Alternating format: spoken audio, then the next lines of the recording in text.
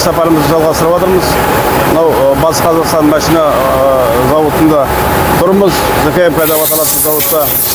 Бұл завод мен бұл жерде осыдан біраз жыл бұрын 4,5 жыл аймақты басқарғам. Сол кездегі завод пен қазіргі заводтың айырмашылығы өте үлкен екен.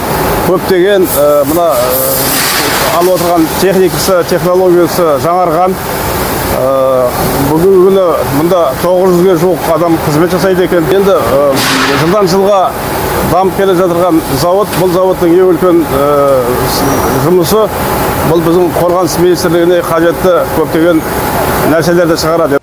Сол жас маман жігіттерді осы жерде дайындап, курстан өткізіп, бәрін әзірлеп, содан кейін осы жерде жұмысқа алады. Қарап жаңа бірнеше жерлерді бәрін аралап шықтық.